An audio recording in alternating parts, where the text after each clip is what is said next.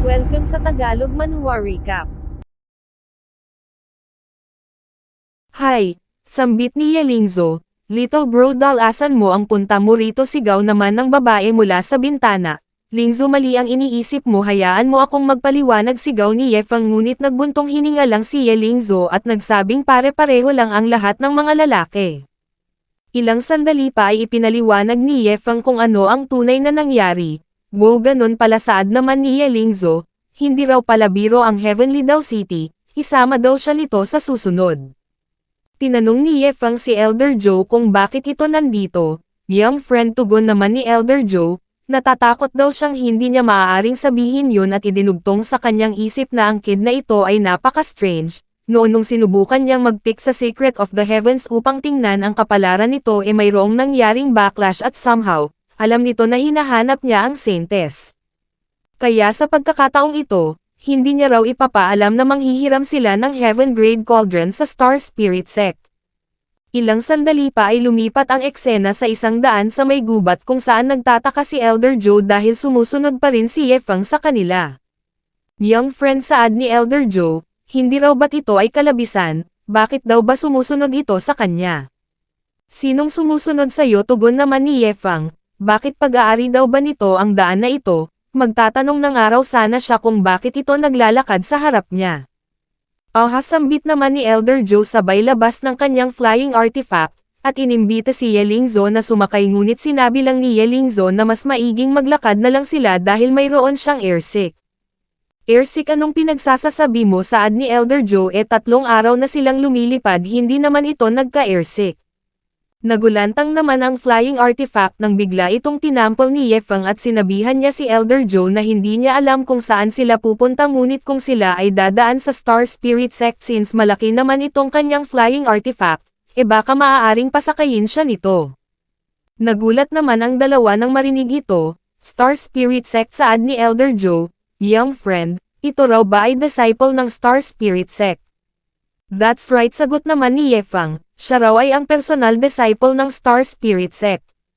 Natuwa naman dito si Yelingzo sa loob-loob niya, sa wakas makikita niya na raw ang sect ng kanyang master, kaya sinabi niya kay Elder Joe na hindi niya ini-expect na nagmula pala si Yefang sa Star Spirit Sect, ngunit ngayong ganoon pala ang sitwasyon, mas madali na raw nilang makukumpleto ang kanilang misyon ngayon, sumakay na raw sila agad kasama si Yefang.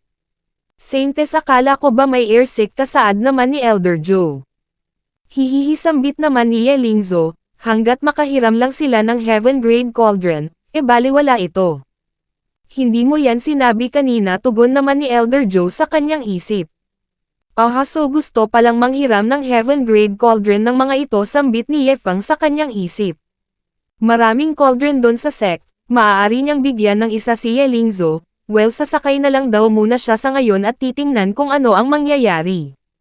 Elder Joe rest assured saad niya, sila ay dati nang magkakilala, kaya siya na raw ang bahala patungkol sa cauldron. Na siya namang labis na ikinatuwa ni Elder Joe, Yefang my young friend saad niya, ito ay isang napakalaking favor, kung may kailangan ito sa hinaharap sabihin lang nito sa kanya, hinding-hindi raw siya hihindi. Makalipas ang ilang oras ay narating na nila ang Star Spirit Sect at na-shock ang dalawa sa kanilang nadatnan. Napatanong si Yelingzo sa kanyang isip kung ito ba ay isa lamang sect kung saan itinatago ng kanyang master ang tunay nitong identity, at nagulat naman si Elder Joe nang maramdaman niya ang mga aura na nagmumula sa loob. Ang mga ito raw ay mga nasa Transcending Tribulation Realm, grabe ang dami rong mga Transcending Tribulation Realm experts na nagtatago sa maliit na sect na ito. Nang biglang may isang taong tumilapon mula sa loob dumaan sa harap nila, ito pala ay si Elder Luo Tianxing. Yefang sa wakas bumalik ka na saad niya at nagsabing hinabol daw siya at binugbog ni Elder Beigang at Elder Chu gamit ang mga Heaven Grade Cauldrons, ito raw ay napaka-frustrating. Narinig niyang mayroon pa itong isang cauldron, pahiramin siya nito, gusto niya rong paghahampasin ang dalawang bastards na yon. Ano? Gulat na sambit naman ni Elder Joe sa kanyang isip, mayroon lang 4 na mga Heaven Grade Cauldrons sa buong Xuantian Continent tapos na sa napakaliit na sect na ito ang 3, seryoso daw ba ang mga ito, ginagamit lang ng mga ito ang mga Heaven Grade Cauldrons panghampas ng mga tao, hindi raw ba't ito ay kalabisan na, Teka lang Grand Elder, saad naman ni Yefang, saan daw ba nakuha ni Elder Beigang ang kanyang Heaven Grade Cauldron? Sumagot si Elder Luo Tianxing na sinira nito ang toilet ni Yefang, at sinabi nitong ibabalik niya lang ito pagkatapos siyang mabugbog nito. Makikita ang reaksyon ni Ye Lingzo, ang gamitin lang bilang toilet ang isang Heaven Grade Cauldron, talaga rong ang kanyang master ay one of a kind.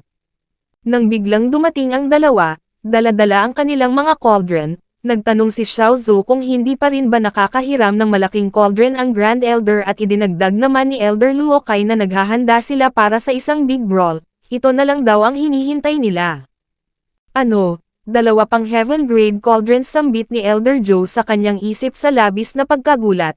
Paanong nangyaring mayroong 5 Heaven Grade Cauldrons dito? Hindi raw ba kaya na ang kanyang dating mga calculations ay mali? Nag-alala si Yefang sa kanyang toilet. Uy Master, bumalik ka na, saad ni Xiao Zhu. Master, inconvenient daw ba rito kung wala itong cauldron? Kaya sinabi niya sa Grand Elder na ano raw ba kaya kung ang cauldron na lang ni Wufang ang hiramin nito? Ginagawa niya lang naman daw yung water tank at mapapansin na parang mababaliw na si Elder Joe. Ano? Mayroon pa? Nagmamas produce daw ba ng mga Heaven Grade Cauldron ang sect na ito o ano? Kaya tinanong niya si Yefang kung ano ang nangyayari dito. Anong-anong nangyayari, tugon naman ni Yefang.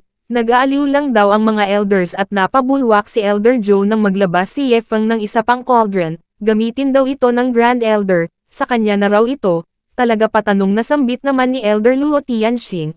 Absolutely, sagot naman ni Yefang. Agad na umalis si Elder Luo Tianxing. Panoorin daw ni Yefang kung papaano niya dudurugin ang mga yon. Go to hell, Chu Hongshan, dagdag niya pa. Tuluyan nang nanghina si Elder Joe, bumagsak sa sahig. Grabe, ang lahat daw ng tao sa sect na ito ay napakagastador. Hindi raw ba ino-oversee ng kanilang sect master ang mga ito, at napatanong naman si Ye Lingzo kung ayos lang ba ito. Mula doon ay nagsimula ng mag-brawl ang mga elders gamit ang mga Heaven Grade Cauldron bilang sandata.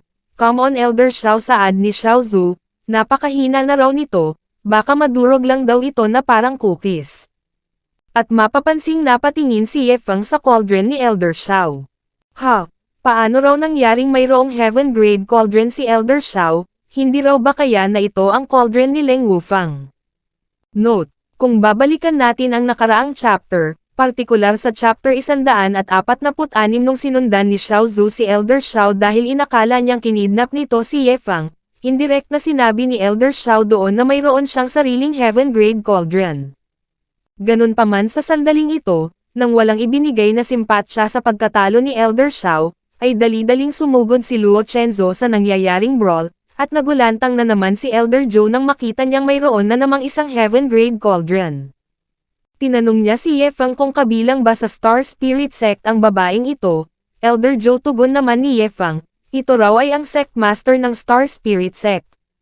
Incredible, talagang ang babaeng ito ay isang marvel, sambit ni Elder Joe at idinagdag sa kanyang isip na ang babaeng ito ay talagang mayroong skills. Sa kabila ng katotohanang nasa Primordial Soul Realm pa lang ang cultivation level nito, nagawa nitong may tali sa kanyang sect ang ilang napakamalalakas na mga cultivator sa kanyang sect. Nagtataka raw siya kung ano ang method na ginamit nito upang makumbinsi niya ang mga powerhouses na ito. Nagtanong si Yefang kung gusto ba nitong sumali. Bakit, sambit naman ni Elder Joe, bakit mayroon pa raw ba silang Heaven Grade Cauldron? Sumagot si Yefang na mayroong isa ang kanyang aso. Maaari daw itong hiramin pansamantala ni Elder Joe at makikita ang reaction ni Elder Joe nang biglang nag-notify ang system. Ang Secret Realm Sect Competition ay maagang nagtapos. Congratulations sa host sa matagumpay na pagkumpleto sa misyon. Bilang reward ito ay makakatanggap ng 100,000 Big Spender Points at 10 barrel ng Soul Cleansing Water. Sambit naman ni Yefang sa kanyang isip. Ni hindi niya pangaraw nagagamit yung unang ibinigay ng system na mga Soul Cleansing Water, ngayon binigyan na naman siya nito ng 10 barrel. Ang Big Spender Points niya ngayon ay nasa 940,000 na, sapat na upang mag-breakthrough siya papunta sa Soul Formation Realm. Yefang, saad ni Elder Joe, sige, gusto niya raw iyong subukan. Sure thing Elder Joe, tugon naman ni Yefang sabay upo, ngunit bago yon hayaan muna siya nitong mag-breakthrough. Huwag itong mag-alala, magiging mabilis lang ito. Ano magbi-breakthrough, gulat na sambit ni Ye Lingzo, at idinagdag naman ni Elder Joe na mas maigi raw kung maghanap ito ng tahimik na lugar. Ang spiritual energy fluctuations dito ay napakagulo, baka magkaroon daw ng aksidente ngunit hindi na nagpapigil si Ye Fang, agad na nag-release ng matinding spiritual energy na siyang naging dahilan upang huminto si Luo Chenzo at Elder Luo Tianxing. Magbi-breakthrough na naman ba ang gastador na ito? Patanong na sambit ni Luo Chenzo. Anong breakthrough na naman? Sambit naman ni Elder Luo Tianxing. Nakapasok na si Ye Fang sa unang layer ng Soul Formation Realm, second, third hanggang fifth layer, at ilang sandali pa ay naabot niya na ang 9th layer peak ng Soul Formation Realm. Nagbuntong hininga si Ye Fang. Elder Joe, tara na, saad niya, kukunin na raw nila ang cauldron. Nakaramdam ng pagiging stupid si Elder Joe, okay, saad niya. Sambit naman ni Ye Lingzo sa kanyang isip, talaga raw palang something ang kanyang master, kaya raw pala sinabi nitong napakababa ng kanyang cultivation level nung una silang nagkita dahil napaka-basic lang pala sa kanya na mag-breakthrough. Nag-notify ang system, nag-announce ng task. Sa loob lang ng isang buwan, kailangang makahanap ng sapat na mga Heavenly Dao token ang host at dalhin nito ang lahat ng members ng Star Spirit Sect sa Heavenly Dao City para sa foot massage. Kapag nagtagumpay, makakatanggap ng malaking halaga ng big spender points, walang punishment kung sakaling pamalya. Sambit naman ni Ye Fang sa kanyang isip, system, bakit wala ba itong mga Heavenly Dao tokens? Syempre meron sagot ng system, ganun pa man, kailangang i-trigger ng host ang Prodigal Behavior Quest upang magkaroon ng chance na makuha ang mga ito. Sambit naman ni Ye Fang sa kanyang isip. Ang akala niya raw kahit ang system ay walang kakayahang makakuha ng Heavenly Dao token. At paano naman iyon mangyayari sa bat ng system? Wag daw siya nitong i-underestimate. Sambit naman ni Ye Fang sa kanyang isip, recently ay naging busy siya sa pagwaldas sa mga big spender items, kaya hindi na siya nagkaroon ng pagkakataong matrigger mismo ang anumang prodigal behavior. Makalipas ang 10 minuto, ay si Elder Bai at Elder Joe na ang nasa battlefield. Tinanong naman ni Ye Fang si Ye Lingzo kung may nambubuli ba sa kanya doon sa Heavenly Secrets Pavilion, at sumagot si Ye Lingzo na wala. Ang lahat ng mga tao doon ay napakabait sa kanya, lalong-lalo na raw si Elder Joe. System, sambit naman ni Ye Fang, since napakabait ni Elder Joe sa kanyang second disciple, kalabisan daw ba kung bibigyan niya ito ng Heaven Grade Cauldron? Nag-notify ang system, base sa mga nag-gather na mga impormasyon, isinasuggest ng system na bigyan ng host si Elder Joe ng 2 Heaven Grade Cauldron. System, sambit naman ni Ye Fang, bakit daw ba tila mas gastador pa ito sa kanya? Sinabi niya kay Ye Lingzo na since napakabait ni Elder Joe rito, hindi na raw siya magiging kuripot. Bibigyan niya ito mamaya ng 2 Heaven Grade Cauldron, free na free si Ye Lingzo na gamitin ito. Master, sambit naman ni Ye Lingzo, kung talagang gusto nitong bigyan ng Heaven Grade Cauldron ang Heavenly Secrets Pavilion, sapat na raw ang isa. Patuloy na naglaban si Elder Joe at Elder Bai, tingnan mo kung gaano kasaya si Elder Joe ngayon, sambit naman ni Ye Fang, pakiramdam niya raw talagang gustong-gusto nitong magkaroon ng napaka-useful na spiritual tool. Spiritual tool, pagtataka naman ni Ye Lingzo at makalipas ang ilang sandali ay natapos na ang Grand Brawl. Inilapag ni Elder Joe sa sahig ang cauldron, awesome, sa wakas nanalo na siya, hindi pa raw siya naging ganito ka-passionate kailanman. Elder Joe, hindi mo na kailangan pang manghiram ng Heaven Grade Cauldron, saad ni Ye Fang na siya namang ipinagtaka ni Elder Joe, naglabas ng storage ring si Ye Fang, ito raw ay naglalaman ng 2 Heaven Grade Cauldron, tanggapin ito ni Elder Joe at wag nang magtanong pa, isipin niya na lang daw ito bilang regalo. Inilabas ni Ye Fang ang 2 Heaven Grade Cauldron na siyang labis na ikinabigla ni Elder Joe. Ye Fang, kung talagang ibibigay niya ito sapat na raw ang isang, ngunit biglang nag-rescue si Ye Lingzo. Elder Joe, sinabi raw ni Ye Fang na ang isa ay para mismo sa kanya upang magamit niya bilang handy spiritual tool, hindi niya na raw kailangang i-hand over pa ang isa sa Heavenly Secrets Pavilion. Wow, sambit naman ni Elder Joe, talagang pinapaulanan daw siya ni Ye Fang ng kabaitan. Nag-vow siya sa harap ni Ye Fang at nagsabing kung may kailangan ito, sabihin lang nito sa kanya. Wow, sambit naman ni Ye Lingzo, madali lang na nahulog si Elder Joe, alam na alam daw ng kanyang master kung papaano i-handle ang mga bagay-bagay. Nag-notify ang system, congratulations sa host sa matagumpay na pag-trigger sa Prodigal Behavior Task, bilang reward ito ay makakatanggap ng 100 big spender points. Nagtaka naman dito si Yefang, bakit daw ba sa tuwing tumataas ang kanyang cultivation level nag-e-increase din ang big spender points na ibinibigay ng system para sa mga Prodigal Behavior Task. At makalipas ang ilang minuto ay nagpaalam na ang dalawa. Maririnig ang boses ng mga elders, sinabi ng isa sa isang elder na hindi raw ba't parang naging napaka-reserve nito, hindi niya raw nakitang ginamit nito ang kanyang buong lakas. Ngunit sumagot lang ang isa na syempre guest ang isang yun, hindi nila maaaring patayin na lang ng basta-basta sa bagbog ang taong iyon. Ano sigaw naman ng isa, bakit hindi raw ito nag-hold back nung inatake siya nito? Mapapansin ang bukol at galos sa pagmumukha ng mga elder. Sinabi ni Elder Luo Tianxing na ano raw ba kaya kung maglaban na lang sila uli mamaya na siyang agad na sinang-ayunan ng iba, habang nagpalusot naman si Elder Beigang na kailangan niya pang magluto. System sambit naman ni Yefang, considering na sinaktan ng husto ng mga elder na ito ang kanilang mga sarili upang protektahan ang sect sa pamamagitan ng pag-refine sa kanilang mga combat experience, fair daw ba kung bibigyan niya ang mga ito ng tig sa 10,000 mga high-quality healing pills? Host, sigurado ka bang hindi naglalaro lang ang mga ito? Tanong ng system, ngunit sumagot lang si Yefang na maliwanag daw na nere-refine ng mga ito ang kanilang mga combat experience. Nag-notify ang system, na meet ng host ang criteria para sa Prodigal Behavior, ito ay makakatanggap ng 30,000 9th grade 9 pattern Blazing Blood Vitality Pills. Reminder sa host, ang 30,000 pills na ito ay covered na ang mga elders na namamaga ang mga ilong at nagasgas ang mga pagmumukha. Kailangang ubusin ang mga ito sa loob lang ng isang araw.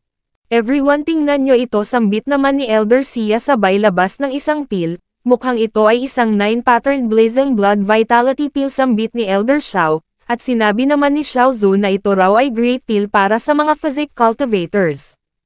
Inihagis ito ni Elder Xiao sa kanyang bunganga at nagyabang na dati ito raw ay isa sa kanyang mga hidden treasures, ngunit ngayon, para sa kanya ito raw ay isa na lamang snack. Oh dear, bukod kay Yefang siya na raw ang pinakamayaman sa sect na ito, gustong-gusto niya rong makita ng ganito ang nakakaawang pagmumukha ng mga ito. Elder Bai, bakit nito hinihila ang kanyang damit? Wag daw nitong sirain ang kanyang napaka-cool na image. Ngunit agad na nagbago ang ekspresyon ni Elder Sia nang biglang sinabi ni Luo Chenzo na so nag-e-enjoy pala ito sa kanilang nakakaawang estado, at idinagdag ni Yefang na so mukhang hindi na raw pala kailangan ni Elder Sia ang tulong niya. Hihihisambit naman ni Elder Sia sabay lingon at napamura sa kanyang isip, nakalimutan niya rong nandito pala ang God of Wealth at ang Sect Master. Nagulantang si Elder Sia nang bigla siyang tinapik sa balikat ni Yefang. Ngunit nagtanong lang pala ito sa system kung paano raw ba ito magiging counted, tuluyan nang naka-recover si Elder Sia dahil sa pag-take nito ng pill. Nag-notify ang system, kailangang ang target ay gulpy, sarado at lamog, host mag-proceed ito sa Prodigal Behavior base sa sitwasyon na ito. Kaya agad na inutusan ni Yefang ang iba na gulpihin si Elder Sia, agad namang sumugod si Xiao Zhu at Elder Luo Kai na siyang ikinagulantang nito, damit, wag sa mukha. Wag daw sa mukha. Ilang sandali pa ay naging lantang gulay na si Elder Sia, naging Pepa, bakit saan niya, bakit ito nangyayari, naka-recover na raw sana siya, at agad namang dumugtong si Yefang na dahil kailangan nitong gumaling gamit ang kanyang medicinal pills. Hahahatawa naman ng ibang mga elders, deserve na deserve daw ito ni Elder Sia. Ngunit nagbago ang ekspresyon ni Elder Bai nang nilapitan siya ni Yefang. Ano, kailangan din naming i-consume ito, patanong na saan niya. Yefang, sambit naman ni Luo Chenzo, mukhang hindi naman daw masama ang pill na ito, kaya bakit hindi niya na lang daw ito ipakain doon sa aso? Oo nga, dugtong naman ni Elder Bai, hindi raw ba't palagi nitong ini-spoil ang asong yon. Master, sambit naman ni Yefang, pakiramdam niya raw hindi pa sila nahil ng husto, kaya paano niya raw maaatim na ibigay lang ang mga ito sa aso? Mayroon siyang 30,000 mga pills dito, para sa kapakanan ng kanilang kalusugan, pakiusap ubusin daw nila ang mga ito bago sumapit ang hapon. Na siya namang labis na ikinagulat ni Luo Chenzo, 30,000 pill uubusin bago sumapit ang hapon, Guys, ginagawa ko lang ito para sa inyong sariling kapakanan at sa araw ding iyon, ang sangkatauhan ay nabalot ng takot na madama na sila ng mga pills. Nagkaroon ng traumatic flashback ang lahat since kakaubos lang nila sa 100,000 mga shit na pills na ibinigay ni Ye Fang sa kanila, at hindi naman makapaniwala si Elder Luo Tianxing na mayroong 30,000 mga pills si Ye Fang. Nag-announce ng rule si Luo Chenzo. Ito raw ay ang kauna-unahang iron rule ng kanilang sect. Magmula ngayon bawal nang magkaroon ng brawl, ang sino mang magtangkang magsimula ng brawl ay agad na mae-expel. Ha! By the way, sambit naman ni Ye Fang, ano daw ba kaya ang pinaggagawa ng kanyang junior brother na si Wu Fang buong araw, titingnan niya raw ito. Sa kusina naman ay makikitang nagluluto si Wu Fang, nang biglang dumating si Ye Fang at nagtanong kung kamusta ang pag-switch nito sa pagiging chef. Senior brother tugon naman ni Wu Fang, sa tingin niya raw mas nakakaaliw ang pagluluto kumpara sa alchemy. Noon kailangan niyang mag-push para lamang mag-practice, ngunit ngayon maaari niya nang lutuin ang kahit na anong gusto niya. Nagtanong si Ye Fang kung ito ba ay dahil sa mayroon itong natural talent sa pagluluto. Oo, tugon naman ni Wu Fang, pinakitaan lang siya ni Master Beigang ng kaunti, at agad niya na itong nakuha. Ang mga cooking daw insight fragments ay walang kinalaman dito, ito raw ay pure talent. Senior brother dati ang akala niya raw nagsasayang lang ito ng mga resources ngunit ngayon, na-realize niya na raw na itinatago lang nito ang kanyang lalim. Ni sinabi pang araw sa kanya ni Master Beigang na mayroon itong matalas na mata dahil agad nitong na-recognize ang talent niya sa pagiging chef. Ano sambit naman ni Ye Fang sa kanyang isip, pinupuri siya nito ng husto, ang balak niya lang daw ay magwaldas. Nang biglang dumating si Xiao Xiao, kumikislap, junior brother Wu Fang, tapos niya narong hugasan ang mga gulay na siya namang ipinagtaka ni Ye Fang, paanong nangyaring nagkakasundo raw itong dalawa at ibinulong naman ni Wu Fang na dahil lang sa isang bagay, ito raw ay matakaw. Hahaha, matakaw sambit naman ni Ye Fang, sino raw ba ang mag-aakalang gustong-gusto pala nitong kumain? Keep up the good work junior brother, dagdag pa ni Ye Fang. Na-shock naman dito si Xiao Xiao, bakit daw ba nagpakita rito sa kitchen si Ye Fang? Ang protector nito ay napaka-terrifying, kahit nga raw ang mga tribulation clouds ay natatakot sa protector na yon. Kapag ito ay sinumpong at tinawag nito uli ang one-armed man na yon, katapusan na raw nila. Xiao Xiao, muntik na kitang makalimutan sambit naman ni Ye Fang. Mukhang ito na lang daw pala ang walang ginagawa dito sa sect. Pautal namang sumagot si Xiao Xiao na siya raw ay ang bukod tanging inner steward in charge, ino-oversee niya raw ang training ng 5 prodigies. Ha! Sambit ni Ye Fang, so araw-araw daw palang nag-train ang kanyang mga senior brothers habang ito ay nakatingin lang, kung ganon bibigyan niya raw ito ng extra task. Naisip ni Ye Fang na gawing tea maker si Xiao Xiao, magsisimula daw ito sa isang bucket ng soul cleansing water bilang practice, at sinabi niya kay Xiao Xiao na magmula ngayon, ang sino man sa sect na gustong magtsaa, kailangan niya itong pagsilbihan. Female cook plus tea brewer, at ganito ang pumasok sa isip ni Xiao Xiao nang biglang sumabog ang kusina. Nagsummon pala si Ye Fang ng isang bucket ng soul cleansing water, nagulantang ang dalawa, at maging si Ye Fang ay nabigla rin sa laki ng bucket. Brother Ye, winasak ng dambuhalang bucket mo ang bubong, sigaw ni Wu Fang. Ini-expect mo na gumawa ako ng tsaa gamit ito, sigaw naman ni Xiao Xiao, at isa pa, anong uri daw ba ng tubig ito? Makikita ang reaksyon ni Ye Fang, hindi niya raw ini-expect na ganito pala kalaki ang bucket na tinutukoy ng system. Sinabi ni Ye Fang kay Xiao Xiao na ang tubig na ito ay para sa lahat maliban kay Elder Xiao. Naiintindihan niya raw ba ito? Natatakot daw siya na baka ito ay lumipad. Ha? Anong klaseng weird na rason yun, sambit naman ni Xiao Xiao, at bukod sa pagtimpla ng tsaa, ano pa raw ba ang gagawin niya sa napakaraming tubig na ito? At sumagot naman si Ye Fang na gawin ito kung ano ang gusto niya. Samantala sa ibang dako naman, ay makikitang lumilipad sakay ng flying sword si Xiao Fei, Elder Meng, at ang Guildmaster, ang ama ni Xiao Fei.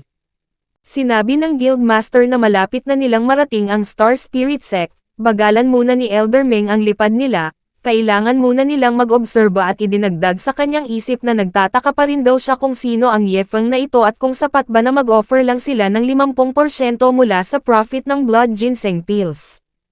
Nagpatuloy sila sa paglipad at ilang sandali pa, nasa itaas na sila ng Star Spirit Sect. Ha! Sambit naman ng Guildmaster, ang aura daw na ito ay ibang-iba kumpara sa inilarawan ni Elder Meng, bakit napakaraming mga powerhouses dito? Sumagot naman si Elder Meng na hindi niya raw alam kung ano ang nangyari, baka mayroon na namang dagdag na mga powerhouses na sumali sa Star Spirit Sect. Sect Master Luo bati naman ni Elder Meng, nagtanong si Elder Xiao kung kilala ba ni Luo Chenzo ang mga ito. Ha? Ito ay sina Huang Xiaofei saad ni Luo Chenzo. Elder Xiao conceal daw nito ang kanyang aura, ang mga ito ay guest ng kanilang Star Spirit Sect. Sect Master Luo Chenzo sambit ni Elder Meng, ang kasama niya raw ngayon ay ang Guildmaster ng Chenhai Trading Guild na si Huang Dahai, sa pagkakataong ito ay, ngunit bigla siyang binara ng Guildmaster at dumiretso na sila. Sect Master Luo Chenzo dagdag pa ni Elder Meng, sa pagkakataong ito napadaan lang daw sila, magbibigay sila ng regalo sa susunod, sa pagkakataong ito dadaan na lang daw muna sila na siya namang ipinagtaka ng dalawa. Guildmaster anong nangyayari sambit ni Elder Meng, hindi raw ba't nandito sila upang makipag-negotiate patungkol sa mga blood ginseng pills. Negotiate may asaad naman ni Guildmaster Huang, at mapapansin ang pagtataka ni Xiaofei. Tinanong ni Guildmaster Huang si Elder Meng kung hindi raw ba nito napansin ang kinakain ng mga yon ngayon lang, iyon daw ay mga 9-pattern 9th grade blazing blood vitality pills.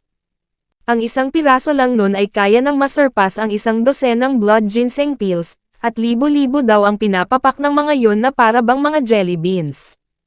Ang edil ang isang sect na mayroong ganoon katinding resources, natatakot daw siya na kahit na 10 taong profit mula sa kanilang blood ginseng pills ay hindi makapagbibigay ng interest sa mga yon.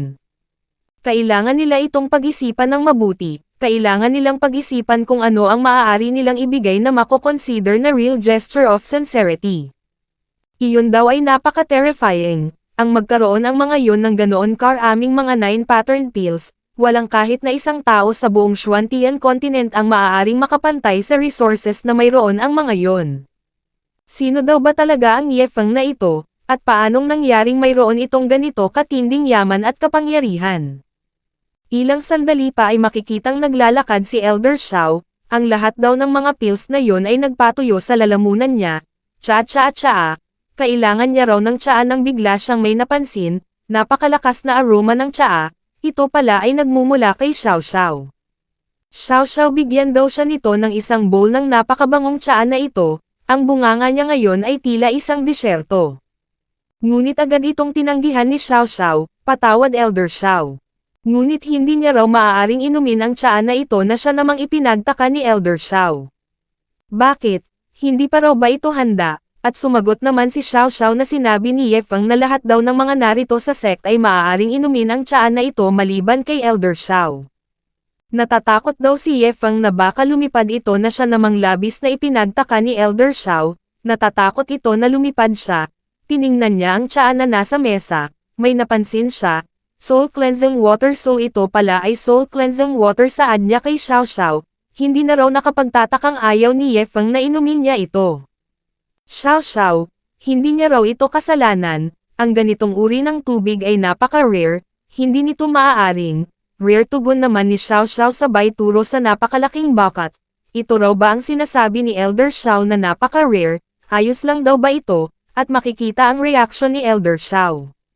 Wala sambit naman ni Elder Xiao at nanginginig na umalis, magpatuloy lang daw si Xiao Xiao sa pag-brew ng tsaa, kailangan niya munang mapag-isa at napatanong naman si Xiao Xiao sa kanyang isip kung ayos lang ba talaga si Elder Xiao. Paglubog ng araw, ay sinimulan ng pagnilayan ni Elder Xiao kung ano ang kahulugan ng buhay.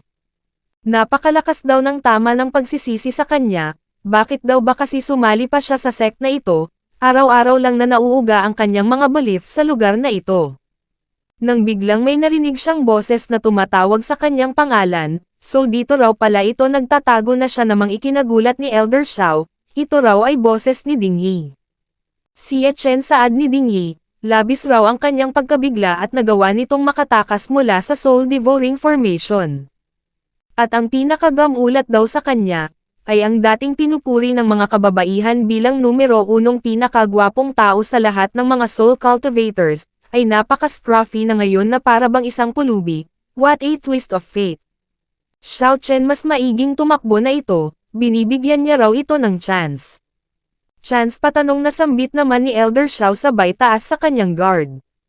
Hahaha sambit naman ni Ding Yi, binibigyan niya raw ito ng oras na tumakbo, pagkatapos niyang i-annihilate ang sect na kumupkop kay Elder Xiao, ito na raw ang susunod niyang hahanapin. Kapag hindi niya ito nahanap, consider na lang daw nitong maswerte ang kanyang sarili. Agad namang na-trigger si Elder Xiao nang marinig ito, Ding Yi yun daw ay kalabisan na, inactivate ang kanyang soul power, ngunit pinagtawanan lang ito ni Ding Yi. Binabalak daw ba nitong atakehin siya na pinakamalakas na soul martial artist ngayon, iniisip daw ba talaga nito na ang lakas niya ay gaya pa rin nung 200 years ago. Inactivate niya ang kanyang soul power, ito ay napakalaki, titingnan niya raw kung hanggang kailan tatagal ang soul power ni Elder Xiao. Sa kabilang dako naman ay nag-notify ang system, si Xiao Chen ay umalis sa courtyard ng sect upang protektahan ang sect, ito ay kasalukuyang nakikipaglaban kay Ding Yi, ngunit wala itong match. Kaya agad na pinuntahan ni Ye Feng si Xiao Zhu, sumama ito sa kanya lumabas sila sa sect, iligtas daw nila si Elder Xiao na siya namang ipinagtaka ni Xiao Zhu, paano naman daw malalagay sa panganib ang isang cultivator na maaari nang mag-ascend anumang oras. Matindi ang nangyayaring labanan, nasa offensive si Ding Yi habang walang magawa si Elder Xiao kundi ang dumipensa. Nagpakawala ng matinding soul attack si Ding Yi, na siyang naging dahilan upang mapa-atras ng ilang metro si Elder Xiao. Huminga siya ng malalim, sumugod si Ding Yi, nagsabing wag itong mag-alala, hindi niya ito papatayin agad. 200 taon itong isinil ng kanyang master hindi raw ba, siguro naman mayroon itong itinatagong mga tricks, ipakita raw nito, nang maging nakakaaliw naman ang laban na ito, at mapapansin na mayroong hawak na spirit orb si Ding Yi sa kanyang 2 kamay. Makipag-compete gamit ang mga soul spirit orbs sambit naman ni Elder Xiao, sa tingin daw ba nito napaka-impressive na ang napakaliit na mga spirit herbs na ini-infuse nito, puro kasalita ni kaya mo bang gawin ito sigaw naman ni Ding Yi, ngunit hindi siya makapaniwalang nagcast din ng mga soul spirit orbs si Elder Xiao, at ang mga ito ay mas malaki pa kumpara sa kanya. Imposible ito ay napaka-imposible sa niya, sa power na mayroon ito ngayon, napaka-imposible daw na kaya nitong mag-refine ng mga soul spirit orbs sa ganitong extent, hindi raw siya naniniwala dito. Walang imposible sigaw naman ni Elder Xiao, 200 years ago kaya niya itong pabagsakin ng mag-isa, at kahit na lumipas pa ang 200 taon kayang-kaya niya pa rin daw itong pabagsakin gamit lang ang ilang external power. Sa araw na ito, may patutunayan daw siyang isang bagay kay Ding Yi. Sumugod siya at idinagdag na gumagamit ito ng mga soul spirit orbs dahil kailangan niya ito, ngunit para sa kanya ito ay patungkol lang sa pagwawaldas. Ridiculous, what a joke, sambit naman ni Ding Yi. Makikita naman ang pagka-board ni Ye Feng, so ganito raw pala ang showdown sa pagitan ng mga soul cultivators, kaunti na lang daw at makakatulog na siya. Master, sambit naman ni Xiao Zhu, hindi raw ba nito nararamdaman ang soul power ng mga ito, lumalabas na sa perspective pala ni Ye Feng parang mga tanga ang dalawa, ngunit sa perspective ni Xiao Zhu, ganito ang ganap. Enough, sigaw naman ni Ding Yi, bukod sa soul orbs na ito wala na raw ba itong ibang teknik, nakikipaglaro lang siya ngunit sa pagkakataong ito, tatapusin niya na ang laban na ito. May lumabas na golden wheel sa likod ni Ding Yi, dahil sigaw niya, not good, sambit naman ni Elder Xiao, nagpakawala si Ding Yi, sinalo itong lahat ni Elder Xiao, napaubo, nawalan ng lakas, papabagsak na, at sinabi ni Ding Yi na hindi raw pala nito kayang i-withstand kahit na isang atake lang, ngunit nagulat siya nang makita niya ang dalawa, sinalo ni Xiao Zhu si Elder Xiao at nagtanong kung ayos lang ito, Ye Feng, Kulzo, saad naman ni Elder Xiao. Sambit naman ni Ye Feng kay Xiao Zhu, kailan pa raw ba ito nagkaroon ng alias na Kulzo? Sambit naman ni Xiao Zhu, palagi raw kasi siyang umaastangkol kaya binansagan nila siyang Kulzo. So mahilig ka palang mag-astangkol, sambit naman ni Ye Feng, hindi raw ba kaya na ito ay isang lalaki sa kanyang nakaraang buhay? Sumabat naman dito ang system, maybe sa alternate universe ito talaga ay isang lalaki, just kidding. Xiao Chen, sigaw naman ni Ding Yi, Iniisip daw ba nito na ligtas na siya dahil lang sa may mga reinforcement na dumating? Alam daw ba nito kung bakit hindi pa ito patay? Iyon daw ay dahil sa ito ang kagustuhan ng kanyang master. Gusto nitong malaman kung paano nito winasak ang formation, bibigyan niya raw ito ng ilang minuto upang mag-isip-isip. Sabihin daw nito sa kanya at gagawin niyang mga undead zombies ang mga kasamahan nito, kung hindi ito magsasalita marami daw siyang alam na paraan kung paano ito kakanta. O yung broken formation sambit naman ni Ye Fang, siya raw ang sumira sa core at nagligtas kay Elder Xiao, may problema daw ba ito? Ikaw sambit naman ni Ding Yi, isang hamak lang na soul formation trash, nawasak nito ang formation na yon, kung ganun sige gusto niya rong malaman kung paano niya ito ginawa. Sambit naman ni Ye Fang, ang basurang golden wheel nito ay masakit sa mata, ano raw ba kaya kung wasakin niya rin ito gaya ng ginawa niya sa core ng formation. Natawa naman si Ding Yi nang marinig ito, sige ipakita daw nito ngunit di pa man natatapos na bigkasin ni Ding Yi ang mga susunod na katagang sasabihin niya, ay winasak na ito ni Ye Fang gamit ang kanyang Eye of Destruction na siyang ikinabigla ni Ding Yi, napaubo, napatanong kung ano ang nangyayari. Sambit naman ni Elder Xiao, hindi raw alam ng mga kabataan kung gaano karupok ang Golden Wheel, ang mga old geezers ay iiyak ng walang kabuluhan. Not good sambit naman ni Ding Yi, ang taong ito ay napaka-strange, kailangan niyang i-inform ang kanyang master na dalhin siya nito pabalik upang i-reforge ang kanyang Golden Wheel.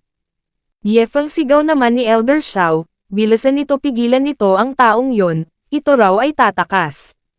Ngunit sinabi lang ni Ye Fang kay Elder Xiao na hindi raw ba't ito ay natatakot na mag-ascend sa upper realm dahil sa asshole na emperor ng kung anong sect man yun, ito na raw ang kanyang chance na magkaroon ng peace, manatili ito sa kanilang sect, at later dadalhin niya ito sa upper realm upang maglustay hanggat gusto niya.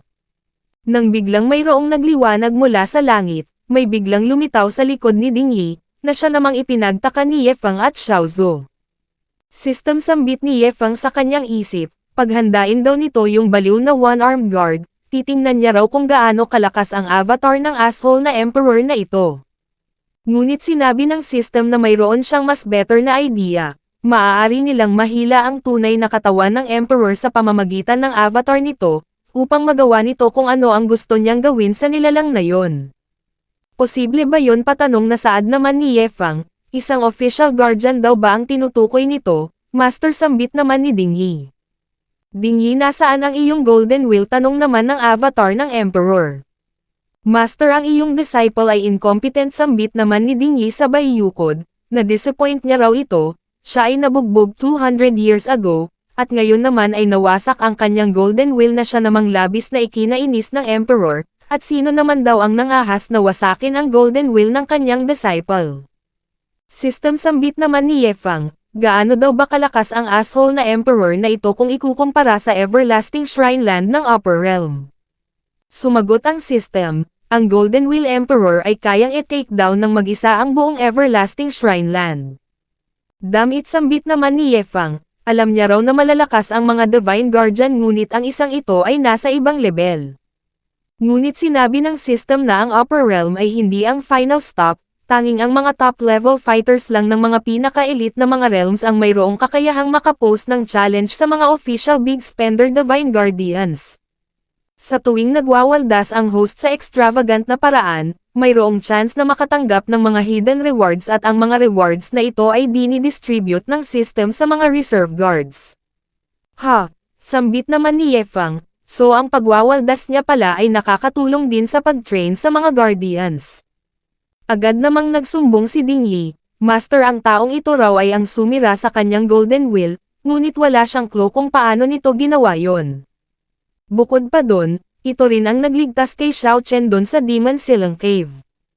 Iniangat ng avatar ng emperor ang kanyang kaliwang kamay, itinoon kay Ye Fang, maging ito man daw ay totoo o hindi, ang isang hamak lang na langgam na tulad nito ay kailangang pipiin. Ngunit biglang lumitaw si Ye Yi sa likod ng emperor, inilapat ang kanyang kamay sa balikat nito, langgam, sino raw ba kaya ang tunay na langgam dito saad ni Ye Yi? Humarap siya kay Ye Fang, kumislap, Ye Yi at your service my lord sambit niya. Bakit ikaw na naman patanong na saad ni Ye Fang, bukod sa kanya at sa baliw na one-armed guard, hindi niya pa raw nakikita ang ibang members ng official guard squad. Umalma naman dito yung kalbo na lalabas sana doon sa tab na nililigawan ni Hue Yumeng, paano naman daw siya rin ay isang official guardian you know. Sinabi naman ni Ye Feng kay Ye Yi na ano pa raw ba ang tinatayo-tayo nito, mayroon ba itong kung anong ere-report, wala na raw bang bago, silang dalawa lang daw nung baliw na one-armed guard ang nagpapalitan. Paulit-ulit lang, grabe maging creative naman daw sila. Hindi raw ba't mayroon silang mga newbies na maaaring kapalitan, bakit hindi raw nila subukang magpadala ng babaeng guardian, o kaya naman mabuhok na guardian. You son of a bitch, sambit naman ng Emperor sabay hila sa damit ni Ding Yi, anong uri daw ba ng existence ang naprovoke nito? Master, hindi ko alam, pautal na tugon naman ni Ding Yi, sinusunod niya lang daw ang utos nito. Bullshit, sigaw naman ng Emperor, kailan niya raw ba inutos na guluhin nito si Xiao Chen? Yes, you're right my lord, magalang na tugon ni Ye Yi, mabuti na lang wala itong balak na atakehin sila, sambit naman ng Emperor sabay talikod ng dahan-dahan. Master, saan ka pupunta, tanong ni Ding Yi. Wag mo akong tawaging master, sagot naman ng Emperor, magmula sa sandaling ito, ang master-disciple relationship nila ay tapos na. Ito na raw ang bahala sa sarili niya na siya namang naging dahilan upang mapaiyak si Ding Yi. Sumibat ang Emperor, bilisan mo na, sigaw naman ni Ye Feng kay Ye Yi, dalhin na raw nito ang tunay na katawan ng Golden Wheel Emperor sa kanya, bulag daw ba ito, tumatakas na yung asshole na Emperor. At your command, sambit naman ni Ye Yi, at napa-flinch siya nang mapansin niyang nawala na pala ang Emperor. Wag mo akong habulin, paulit-ulit na sigaw naman ng Emperor, ngunit sinabi lang ni Ye Yi na gusto itong makita ng kanyang master, sabay dash sa likod ng Emperor, sinapak, tumagos ang kanyang kamay papunta sa upper realm na kinaroroonan ng tunay na katawan ng Golden Wheel Emperor, hinawakan sa damit, at hinila papunta sa lower realm. Makalipas ang ilang sandali ay makikitang lumuluhod na ang dalawa sa harap ni Ye Feng, nanginginig. Nagtanong si Ye Yi kung ano ang gagawin nila kay Ding Yi. Sumagot naman si Ye Feng na patayin ito, at walang ano-ano ay agad na nagpakawala ng slash si Ye Yi, na siyang naging dahilan upang mahati sa dalawa ang katawan ni Ding Yi. My lord, sambit naman ni Ye Yi, papatayin niya rin daw ba ang isang ito? Bibig shot, desperadong sigaw naman ng Emperor, nakahanda raw siyang mag-compensate, at nagmakaawa kay Ye Feng. Elder Xiao, sambit naman ni Ye Feng, isinil siya ng asshole na ito sa loob ng 200 taon at pinigilan ang pag-ascend nito, gusto ba nitong patayin o gawing alipin ang asshole na ito, wag daw ito mag-iwan ng isang bagay na pagsisisihan niya. Ako ang magdedesisyon, pagtataka naman ni Elder Xiao, at inulan ng pawis ang Emperor. Young Master Ye, paiyak na sambit ni Elder Xiao, ni-rescue siya nito mula sa soul devouring formation at tinulungan na ma-overcome ang kanyang inner demons. Sa buhay na ito, no way na magagawa niya itong mabayaran. Kaya magmula sa araw na ito, ang buhay ng matandang ito ay pag-aari niya na. Ha, sambit naman ni Xiao Zhu sa kanyang isip, ang i-exchange ang buhay ng isang upper realm emperor para sa isang lower realm ascendant, walang ibang tao raw ang kayang makapull off ng ganitong bagay kundi ang kanyang master lang. Sa tuwing naiisip niya ito, nararamdaman niyang napakaswerte niya at buhay pa siya ngayon at pinagsisilbihan ang kanyang master. Young Master Ye, sambit naman ni Elder Xiao sabay titig sa Emperor, wag niya rong patakasan ang isang ito, gusto niya raw itong gawing alipin habang buhay. At kapag siya ay namatay, gusto niya rong mailibing ang taong ito kasama niya na siya namang nagpaluwa sa mga mata ng Emperor. Inutusan naman ni Ye Feng si Ye Yi na isort ang contract, speaking of which, ang contract daw ba na ito ay hindi magiging void kapag ka napunta na sila sa upper realm.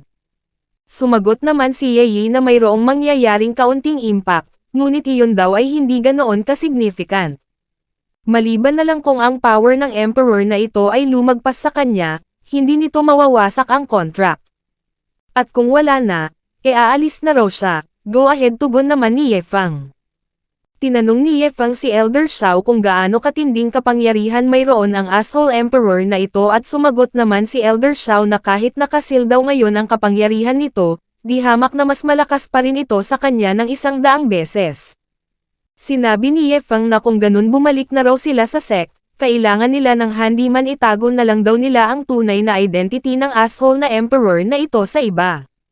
Makalipas ang ilang sandali, ay makikitang nakatayo si Luo Chenzo sa itaas ng gate. Bakit daw ba umalis si Elder Xiao sa sect ng walang dahilan, at bakit umalis din si Ye Fang at Xiao Zhu? Masama raw ang pakiramdam niya rito. Master, bumalik na kami, sigaw ni Ye Fang. Binilang ni Luo Chenzo ang mga ito, at nagtaka. 3 lang ang umalis, ngunit nung bumalik ay 4 na, sinasabi niya ng araw ba may mali rito.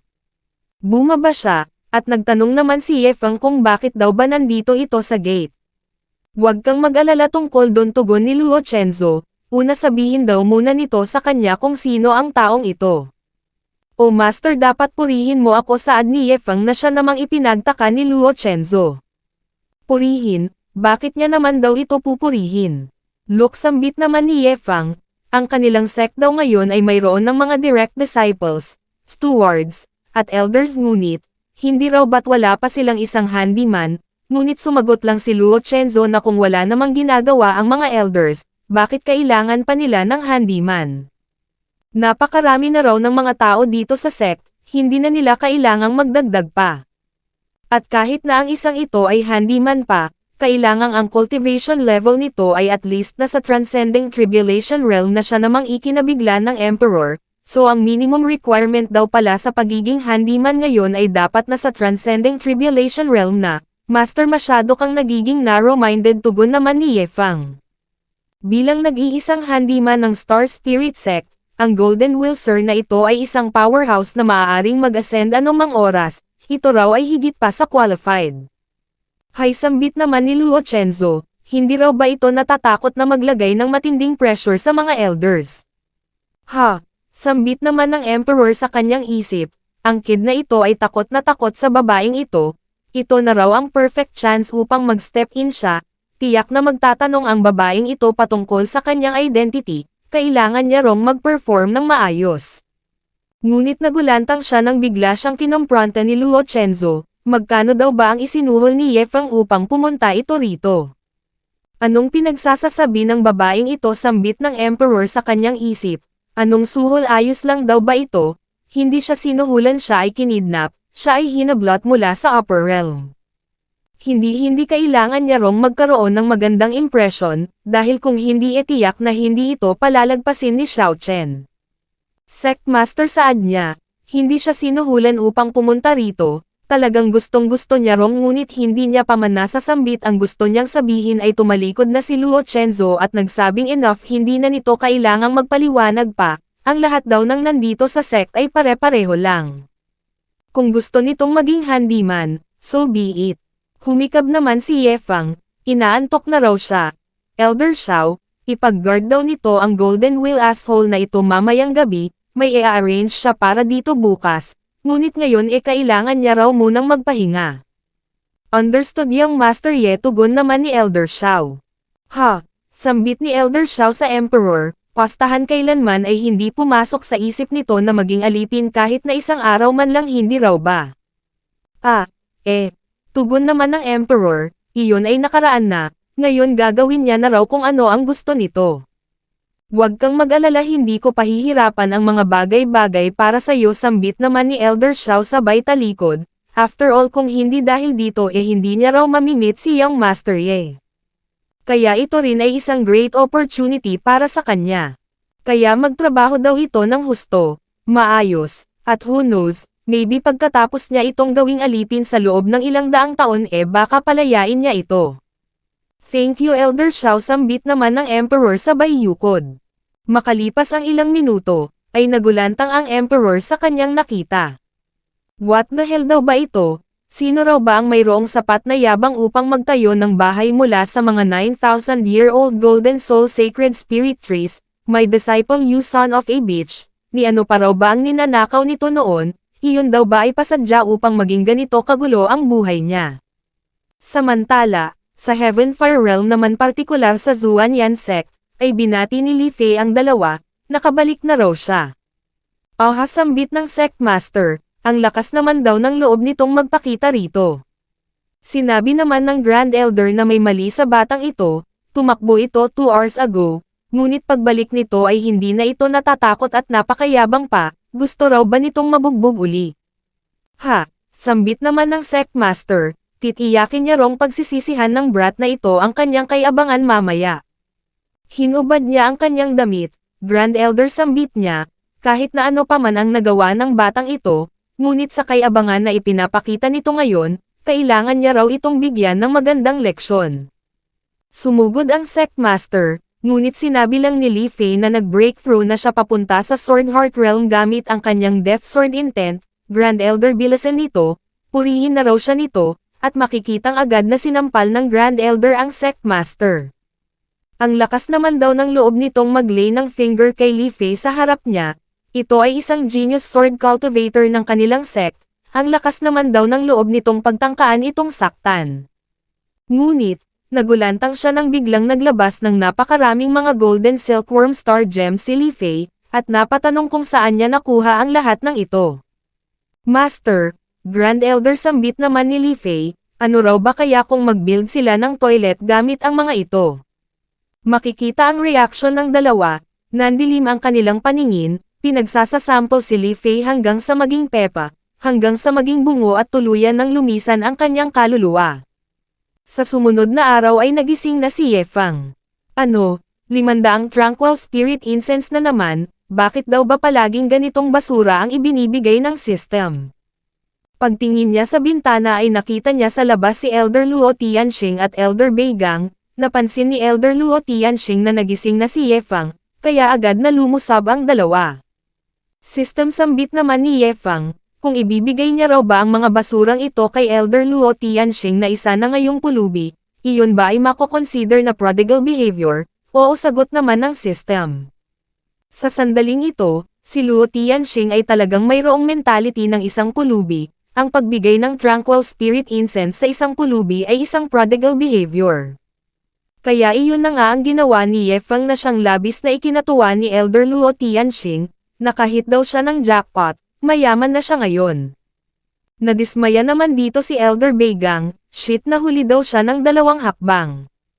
Damit sambit niya sabay alis, kailangan niya rong i-take advantage ang fact na hindi pa ito napapansin ng mga tao dito sa sect, kailangan niya munang pumunta kay Elder Xiao upang mamalamos ng wave of equipments.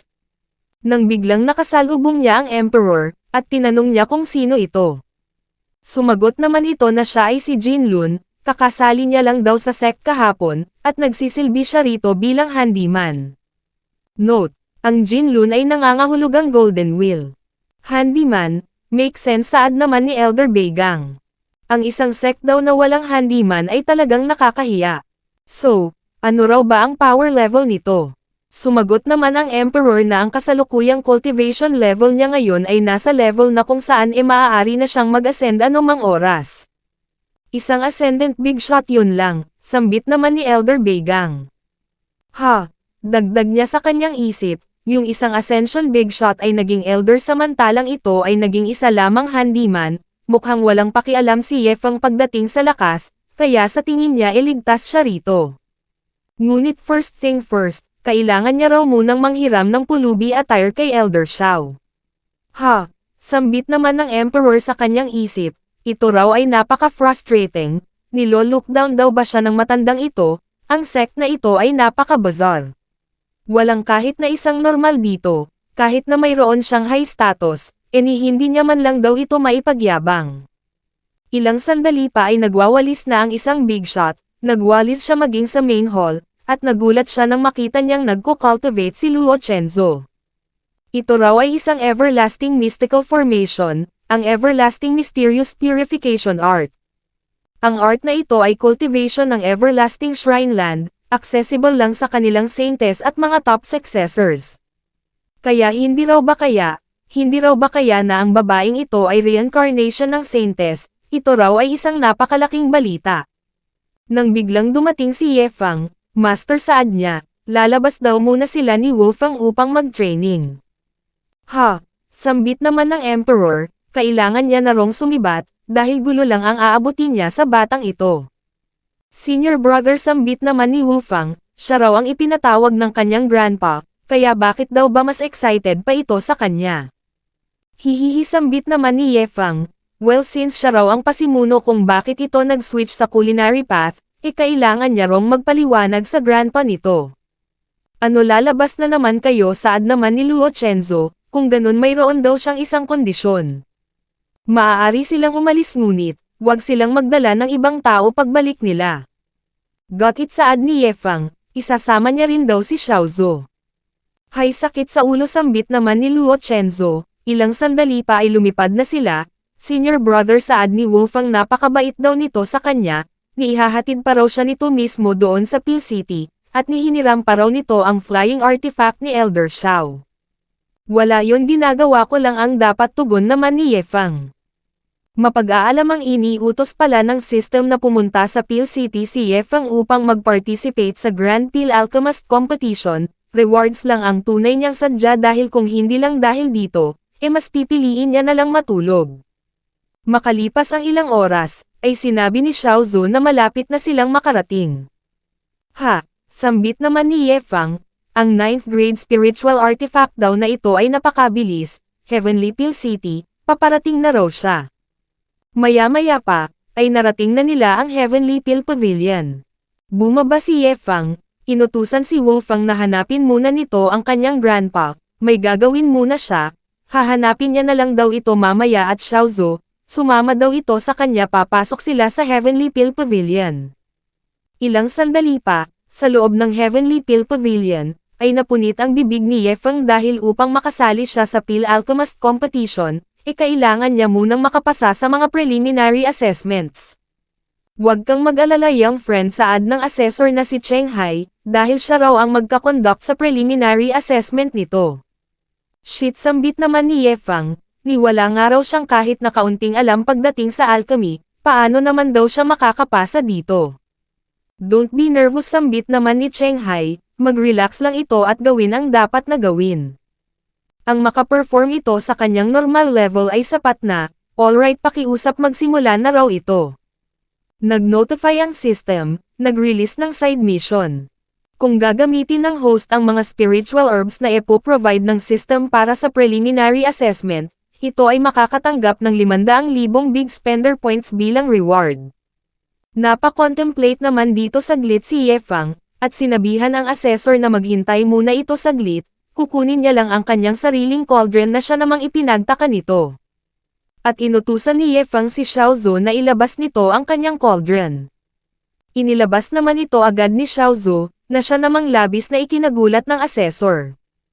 Ano, mayroon itong sariling cauldron na nakasurvive na sa 2 heaven grade tribulations, shit malamang ang batang ito raw ay disciple ng isang napaka-powerful na alchemist. Hinimas-himas ni Xiaozu ang cauldron, pakiusap mag-survive daw ito. Sinuri naman ng assessor ang cauldron, ito raw ay isang heaven grade cauldron, napatingin siya kay Xiaozu, bakit kinakausap daw nito ang cauldron, at shit ano raw ba ang ginawa ng demon na ito sa cauldron, bakit daw ba napakarami nitong gasgas?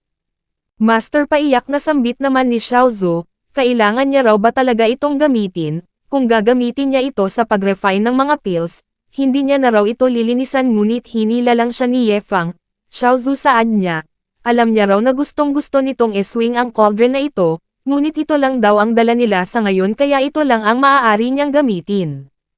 Sumagot naman si Xiaozu na ngunit hindi raw ba't mayroon pa itong isang 9 Celestial Inferno Dragon Cauldron, ngunit sumagot lang si Yefang na iyon ay para lamang sa barbecue, hindi para sa alchemy at pill refining.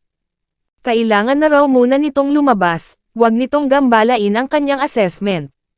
A My Little Cauldron paiyak na sambit naman ni Xiaozu. Hindi naman makapaniwala ang assessor sa kanyang narinig, anong klaseng kakaibang master-servant duo daw ba ang mga ito, ganito lang ba talaga tinatrato ng mga ito ang isang napaka-rare na heaven-grade cauldron, anyway titingnan niya na lang daw kung ano ang kaya nitong gawin pagdating sa alchemy. Kaya hinampis niya ang gang at sumigaw na ang assessment ay magsisimula na. Nagbigay ng instructions ang assessor una kailangan nitong take ang 1/3 ng flame grass ngunit agad na ibinuhos ni Yefang ang isang supot. Fuck anong ginagawa mo sambit ng assessor. Kinalma niya ang kanyang isip, ayos lang ito pa lang daw ang unang step ang pangalawa ay, Ngunit nagulantang siya nang makita niyang patuloy pa rin sa pagbubuhos ng mga spiritual herbs si Ye Feng at tuwang-tuwa pa dahil ang apoy daw ay naging kulay green at makalipas ang ilang sandali, nagkaroon ng pagsabog. Nag-notify ang system, congratulations sa host sa matagumpay na pagkumpleto sa side mission, bilang reward ito ay makakatanggap ng 500,000 big spender points. Reminder sa host, maaari nitong ulit-ulitin ang paraan na ito hanggang sa tuluyan ng mag-announce ng assessment result ang assessor. Hehe, easy money, sambit naman ni Ye Feng. Lord Cheng, sambit niya, kinakabahan daw kasi siya kaya siya nag-fail, kaya pakiusap hayaan daw siya nitong sumubok uli. Sumagot naman si Cheng Hai na sige, sa pagkakataong ito siguraduhin na nitong tama ang gagawin niya, at kahit na ano pa man ang gawin nito, pakiusap wag na raw uli nitong pasabugan pa ang cauldron dahil ang cauldron at mga spiritual herbs nito ay parehong napaka-rare na mga treasures. Thank you Lord Cheng, sambit ni Ye Feng sabay buhos na naman ng isang supot ng mga spiritual herbs sa cauldron, mapapansin ang nagkalat na mga 9-leaf resurrection herbs sa sahig, walang magawa si Cheng Hai kundi ang mapabuntong hininga na lang, at nagkaroon na naman ng pagsabog. Lord Cheng, pakiusap hayaan mo akong sumubok ng isang beses, pasambit ni Ye Feng, ngunit paiyak lang na sumigaw si Cheng Hai na tumigil na ito, kapag nagpatuloy pa ito mapipinsala lang ang napaka-rare na heaven grade cauldron na ito raw ay nakapasa na sa preliminary assessment. Pinakiusapan pa ito ni Ye Feng ngunit tumakbo na si Cheng Hai, hindi na kailangan na re-recognize niya na raw ang superb alchemy skills nito, mag-usap na lang daw sila patungkol sa alchemy competition bukas. Hay, sambit naman ni Ye Feng sa kanyang pagkadismaya, 1,000,000 big spender points lang daw ang kinita niya at paiyak namang niyakap ni Xiao Zhou ang kanyang cauldron.